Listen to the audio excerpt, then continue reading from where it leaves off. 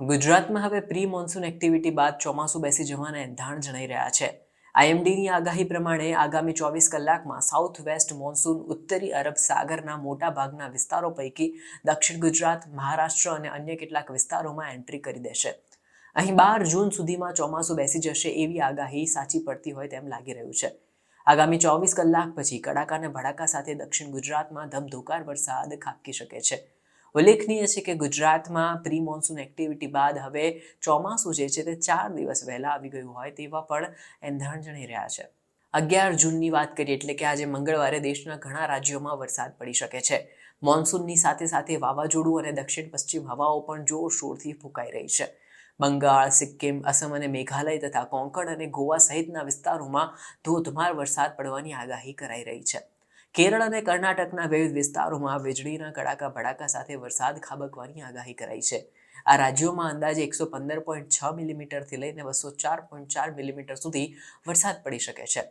વળી આજે 11 જૂન મંગળવારે અરુણાચલ પ્રદેશ, મધ્ય મહારાષ્ટ્ર, મરાઠાવાડ, પછી રાયલસીમાં અને તેલંગાણા તથા દક્ષિણ આંતરિક કર્ણાટકના વિવિધ ભાગોમાં મેઘરાજા તોફાની બેટિંગ કરી શકે છે.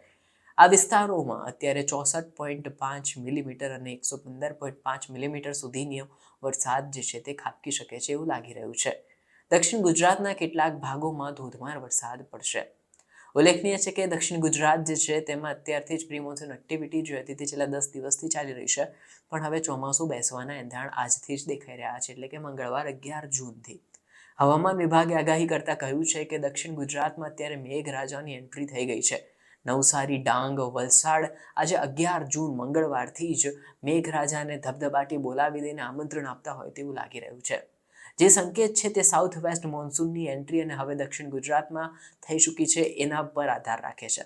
ધીમે ધીમે જોવા જઈએ તો ચોમાસું આગળ વધશે અને પંચમહાલ, દાહોદ સહિત જિલ્લાઓમાં 12 જૂનથી ચોમાસું બેસી જાય અને મેઘરાજા ધબધબાટી બોલાવી દે એવી આગાહી પણ કરવામાં આવી છે. આગામી 7 દિવસની વાત કરીએ તો રાજ્યના જુદા જુદા ભાગોમાં વરસાદ ખાબકે એવી આગાહી કરવામાં આવી છે. કેરળ બાદ જોવા જઈએ તો ગુજરાતમાં પણ ચોમાસું નિર્ધારિત સમય કરતાં વહેલું આવી ગયું છે.